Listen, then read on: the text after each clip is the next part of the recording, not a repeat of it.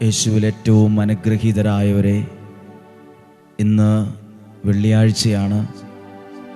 നമ്മുടെ ഈ ആലയത്തിൽ ഒരുപാട് പേർ പ്രാർത്ഥിക്കാൻ വരുന്ന ഒരാദ്യ വെള്ളിയാഴ്ചയാണിന്ന്. ഇവിടെ ആയിരിക്കുന്നവരെയും വന്നുകൊണ്ടിരിക്കുന്നവരെയും ഇന്ന് ഈ വചനം ശ്രവിക്കുന്നവരെയും ശ്രദ്ധിക്കുന്നവരെയും പ്രാർത്ഥനയോടെ ഞങ്ങൾ ഓർക്കുന്നു. നിങ്ങൾക്ക് ഓരോരുത്തർക്കും വേണ്ടി ഏറ്റവും ആത്മാർത്ഥതയോടെ ഇപ്പോൾ പ്രാർത്ഥിക്കുന്നു. കർത്താവേ, അങ്ങയുടെ വചനം ശ്രവിക്കുന്ന എല്ലാ പ്രിയപ്പെട്ടവരെയും അങ്ങ് സമർത്ഥമായിട്ട് അനുഗ്രഹിക്കണമേ. അങ്ങയുടെ കരുണയും അങ്ങയുടെ കടാക്ഷവും ഈ വ്യക്തിയുടെ മേൽ, കുടുംബത്തിൻ്റെ മേൽ ഉണ്ടായിരിക്കണമേ. ഇവർ പ്രാർത്ഥിക്കുന്ന കാര്യങ്ങൾ വലിയ അത്ഭുതങ്ങൾക്ക് കാരണമാകണമേ. ഇന്ന് കേൾക്കുന്ന വചനം ഇവർക്കൊരു അനുഗ്രഹമാകണമേ. ഞങ്ങൾ പ്രാർത്ഥിക്കുന്നു. ഡെയിലി ബ്ലെസ്സിങ്ങിൻ്റെ ഭാഗമായി നിന്ന് അങ്ങയുടെ വചനത്തെ കേൾക്കുന്ന ഓരോ വ്യക്തികളെയും, ഓരോ കുടുംബങ്ങളെയും, ഓരോ കുഞ്ഞുങ്ങളെയും സഭാവ്യത്യാസമില്ലാതെ, ജാതി മതഭേദമില്ലാതെ എല്ലാവരെയും ഓർത്ത് പ്രാർത്ഥിക്കുന്നു, അവരെ സമർപ്പിക്കുന്നു. ദൈവവചനം പറയുന്നൊരു കാര്യമുണ്ട്. മുന്തിരിച്ചെടിയോട് ചേർന്ന് നിൽക്കുന്ന ശാഖ ഫലം പുറപ്പെടുവിക്കും. ദൈവവചനത്തോട് ചേർന്ന് നിൽക്കുന്ന നിങ്ങളുടെ കുടുംബം അനുഗ്രഹിക്കപ്പെടും. ദൈവത്തോട് ചേർന്ന് നിൽക്കുന്ന നിങ്ങൾ, ആ ചേർത്ത് വെച്ച് പ്രാർത്ഥിക്കുന്ന വിഷയങ്ങളിൽ ദൈവത്തിൻ്റെ അത്ഭുതങ്ങൾ കാണാൻ ഇടവരും. ചേർന്ന് നിൽക്കുന്ന, ദൈവവചനത്തിലൂടെ ദൈവത്തോട് ചേർന്ന് നിൽക്കുന്നവരാണ് നമ്മൾ. അപ്പോൾ അതിൻ്റെ നന്മ നമുക്കുണ്ടാകാതിരിക്കില്ല, അതിൻ്റെ അനുഗ്രഹം നമ്മുടെ ജീവിതത്തിൽ വെളിപ്പെടാതിരിക്കുകയില്ല. വിശ്വാസത്തോടെ പ്രാർത്ഥിക്കാം, ദൈവത്തിൽ ആശ്രയിച്ച് പ്രാർത്ഥിക്കാം. ഇന്ന് നാം കേൾക്കാൻ പോകുന്ന ദൈവവചനം 1 രാജാക്കന്മാരുടെ പുസ്തകം 17-ാം അധ്യായം 2 മുതലുള്ള വാക്യമാണ്. ഒരു പക്ഷേ നിങ്ങൾ ഈ വചനം ഇതിനു മുമ്പ് പല പ്രാവശ്യവും ശ്രദ്ധിച്ചിട്ടുണ്ടാകും. എങ്കിലും ഒരിക്കൽ കൂടി ശ്രദ്ധിക്കുന്നത് അനുഗ്രഹമാകട്ടെ എന്ന് പ്രാർത്ഥിച്ചുകൊണ്ട് ഈ വചനം നിങ്ങളുടെ ശ്രദ്ധയിൽ കൊണ്ടുവരട്ടെ. 17-ാം അധ്യായം 2-ാമത്തെ വാക്യം. കർത്താവ് ഏലിയായോട് അരുളി ചെയ്തു, നീ പുറപ്പെട്ട് ജോർദാന് കിഴക്കുള്ള കെറീത്തരുവിക്ക് സമീപം ഒളിച്ച് താമസിക്കുക. നിനക്കരിവിയിൽ നിന്ന് വെള്ളം കുടിക്കാം. ഭക്ഷണം തരുന്നതിന് കാക്കകളോട് ഞാൻ കൽപ്പിച്ചിട്ടുണ്ട്. അവൻ കർത്താവിൻ്റെ കൽപ്പനയനുസരിച്ച് ജോർദാന് കിഴക്കുള്ള കെറീത്ത് നീർച്ചാലിനരികെ ചെന്ന് താമസിച്ചു. കാക്കകൾ കാലത്തും വൈകിട്ടും അവന് അപ്പവും മാംസവും കൊണ്ടുവന്ന് കൊടുത്തു. അരുവിയിൽ നിന്ന് അവൻ വെള്ളം കുടിച്ചു.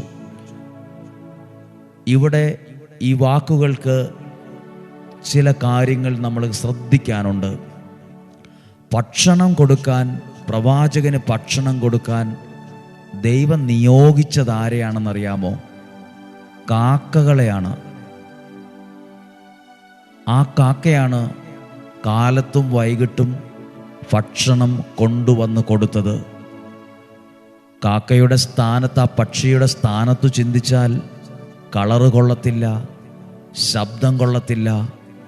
എന്നിട്ടും വലിയൊരു കാര്യത്തിന് ദൈവം നിയോഗിച്ചത് ആ പക്ഷിയെയാണ്. നമ്മൾ ചിന്തിക്കും, നമ്മളെ എന്തിനു കൊള്ളാം, നമ്മളെ ഒന്നും ഒരു പ്രയോജനമില്ല, എന്നെ കാണാൻ കൊള്ളത്തില്ല, എനിക്ക് വിദ്യാഭ്യാസമില്ല, എനിക്ക് അതിനുള്ള യോഗ്യതയില്ല, പാരമ്പര്യമില്ല, പ്രശസ്തിയില്ല, എനിക്ക് ഒരുപാട് കാര്യങ്ങളിൽ പ്രതിസന്ധികളുണ്ട്. പക്ഷേ വലിയ കാര്യത്തിന് നിന്നെ ആയിരിക്കും ദൈവം പ്രയോജനപ്പെടുത്തുക. ആർക്കൊക്കെയോ അനുഗ്രഹമാകേണ്ട ജീവിതമാണ് നിങ്ങളുടേത്. അതിനായി ദൈവം നിയോഗിച്ചത് നിന്നെ ആയിരിക്കും. നിൻ്റെ വിദ്യാഭ്യാസത്തെ ആയിരിക്കും, നിൻ്റെ ബിസിനസ്സിനെ ആയിരിക്കും, നിൻ്റെ ആരോഗ്യത്തെ ആയിരിക്കും, നിൻ്റെ ശബ്ദത്തെ ആയിരിക്കും. ഇനി ഒരു കാര്യം ശ്രദ്ധിക്കണം. ഈ കാക്ക ദൈവവചനം കേട്ട കാക്കയാണ്, പക്ഷിയാണ്. ദൈവഹിതം അനുസരിച്ച പക്ഷിയാണ്. ദൈവവചനം കേട്ടിട്ട്, അപ്പവും മാംസവുമാണല്ലോ പക്ഷിക്ക് ഈ പക്ഷികൾക്ക് ചില പ്രധാനപ്പെട്ട ഭക്ഷണമാണിത്. സാധാരണഗതിയിൽ ഈ പക്ഷി ചെയ്യേണ്ടത്, അപ്പം കിട്ടിയാൽ, മാംസം കിട്ടിയാൽ തനിക്കിഷ്ടമുള്ള ഒരു സ്ഥലത്തേക്ക് പറന്നുപോയി സേഫായ ഒരു സ്ഥലത്തിരുന്ന് ഭക്ഷിക്കുക, കൊത്തിപ്പറിച്ച് തിന്നുക. പക്ഷേ ഈ കാക്കകൾ ദൈവ വാക്ക് കേട്ടിട്ട് അതാ കൃത്യതയോടെ അതനുസരിക്കുവാണ്.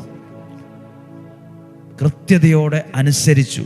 ദൈവവചനം, ദൈവം പറഞ്ഞ കാര്യങ്ങൾ അനുസരിച്ച് ഈ പക്ഷി, അതാണ് ഏലിയായ്ക്ക് അനുഗ്രഹമായത്. അങ്ങനെയെങ്കിൽ ദൈവവചനം കേൾക്കുന്ന നിങ്ങൾ, ആ അനുസരിക്കുന്ന നിങ്ങൾ ആരുടെയൊക്കെയോ ജീവിതത്തിൽ അനുഗ്രഹമാകും. ഒരുപക്ഷെ നിങ്ങൾ കുടുംബമായി ജീവിക്കുന്ന ഒരാളാകാം. നിങ്ങളുടെ ജീവിത പങ്കാളി, നിങ്ങളുടെ മക്കൾ, നിങ്ങളിലൂടെയാണ്, ദൈവവചനം കേൾക്കുന്ന നിന്നിലൂടെയായിരിക്കും അവർ അനുഗ്രഹിക്കപ്പെടുക. നിങ്ങൾ അവർക്കൊരനുഗ്രഹമാകും. ദൈവവചനം കേൾക്കുന്ന, ഡെയിലി ബ്ലെസ്സിങ്ങിൻ്റെ ഭാഗമായി നിന്നുകൊണ്ട് പ്രാർത്ഥനയോടെ ദൈവവചനം കേൾക്കുന്ന നമ്മൾ ചിലപ്പോൾ പറയും, ഓ എന്നെ കൊള്ളത്തില്ല, എൻ്റെ കളറ് കൊള്ളത്തില്ല, ശബ്ദം കൊള്ളത്തില്ല, എന്നെ ആർക്കും ഇഷ്ടമല്ല. പക്ഷേ ഏലിയായ്ക്ക് അനുഗ്രഹമായ പക്ഷിയാണിത്. ഏലിയായ്ക്ക് ഒരു വലിയ സംരക്ഷണം, അല്ലെ ഭക്ഷണം കൊണ്ട് കൊടുത്ത ദൈവഹിതം അനുസരിച്ച പക്ഷിയാണ്. ദൈവവചനം കേട്ട് ദൈവഹിതം അനുസരിക്കുന്ന നിങ്ങൾ നിങ്ങളുടെ കുടുംബത്തിൻ്റെ അനുഗ്രഹമായി മാറും. നിങ്ങളുടെ പ്രിയപ്പെട്ടവരുടെ അനുഗ്രഹമായി മാറും. നിങ്ങളുടെ വീടിൻ്റെ അനുഗ്രഹമായി ഒരു പക്ഷി അങ്ങനെ ഒരു അനുഗ്രഹമായെങ്കിൽ അതിലെത്രയേറെ അനുഗ്രഹമാകും ഞാനും നിങ്ങളും. ഒരു പക്ഷിയെ ദൈവം ഇത്രയൊക്കെ പ്രയോജനപ്പെടുത്തിയെങ്കിൽ ദൈവമക്കളെന്ന് അവകാശപ്പെടുന്ന എന്നെ നിങ്ങളെ എത്ര വലിയ കാര്യങ്ങൾക്ക് പ്രയോജനപ്പെടുത്തും. ഈ പക്ഷി ലോകാവസാനം ഓർക്കും. ഈ പക്ഷീനെ, ഈ കാക്ക എന്ന പക്ഷീനെ ലോകാവസാനം വരെ ഓർക്കും. ആ കാക്കയ്ക്ക് എങ്ങനെയാണ് ഇതിനകത്ത്, ഈ ബൈബിളിനകത്ത് ഈ പക്ഷിക്ക് സ്ഥാനം ഉണ്ടായത്? ദൈവവചനം കേട്ട് അതനുസരിച്ച്, ദൈവഹിതത്തിനനുസരിച്ച് അത് പ്രവർത്തിച്ചത് കൊണ്ടല്ലേ അനുഗ്രഹമായതും ഈ പുസ്തകത്തിനകത്ത് ആ പക്ഷിയുടെ പേര് വരാൻ കാരണമായത്. പ്രിയപ്പെട്ടവരെ, ദൈവവചനം കേൾക്കുന്നത് ആരുമാകട്ടെ അവരൊരു അനുഗ്രഹത്തിൻ്റെ ഭാഗമാകും. അവരൊരു സൗഖ്യത്തിൻ്റെ ഭാഗമാകും. അവരൊരു നന്മയുടെ ഭാഗമാകും. അവർ ഓർക്കുന്ന ഒരു അനുഭവമായി മാറും. ദൈവവചനം അനുസരിക്കുന്ന വ്യക്തികൾ വേറൊരാൾക്കൊരു അനുഗ്രഹമാകും, വേറൊരാൾക്കൊരു വിടുതലായി മാറും. അതാ നിങ്ങളോട് പറയുന്നത്, നമ്മുടെ ജീവിതത്തിൽ നമ്മൾ കേൾക്കുന്ന വചനം നമ്മളിലൂടെ ചില വ്യക്തികളിൽ അതെത്തുമ്പോൾ, ചില കുടുംബങ്ങളിൽ അതെത്തുമ്പോൾ, ചില സാഹചര്യങ്ങളിൽ അത് കേൾക്കുമ്പോൾ അത് ആ വ്യക്തിയുടെ ജീവിതത്തിന് അനുഗ്രഹമാകും. നമ്മളിലൂടെ. ഹല്ലേലൂയ. ഇന്ന് ദൈവവചനം കേൾക്കുന്ന നിങ്ങൾ ആരുടെയൊക്കെയോ ജീവിതത്തിൽ അനുഗ്രഹമാകുവാണ്. നിങ്ങളുടെ വചനം കേൾക്കുന്ന നിങ്ങൾ അനുഗ്രഹിക്കപ്പെടുമെന്ന് മാത്രമല്ല, നിങ്ങളിലൂടെ ഒരുപക്ഷെ നിങ്ങളുടെ കുടുംബം നാളുകളിൽ അനുഗ്രഹിക്കപ്പെടും. നിങ്ങളുടെ മക്കൾ അനുഗ്രഹിക്കപ്പെടും. നിങ്ങളുടെ ശുശ്രൂഷ ജീവിതം അനുഗ്രഹിക്കപ്പെടും. നിങ്ങളുമായി ഇടപെടുന്ന സാഹചര്യങ്ങൾ അനുഗ്രഹിക്കപ്പെടും. ഹല്ലേലൂയ. അങ്ങനെയെങ്കിൽ ഇന്ന് പ്രാർത്ഥിക്കാൻ പോവുകയാണ്. ഒരു പക്ഷി അനുഗ്രഹമായെങ്കിൽ കർത്താവേ, ഞങ്ങളുടെ ജീവിതത്തെ 1000 ഇരട്ടി അനുഗ്രഹമാക്കി മാറ്റണമേ. വെറും ഒരു പക്ഷി, അത് വലിയ കാണാനും കൊള്ളത്തിൽ, ആരും വീട്ടിൽ ഇണക്കി വളർത്താൻ ഇഷ്ടപ്പെടാത്ത പക്ഷി, ശബ്ദം ഇഷ്ടമല്ല ആർക്കും.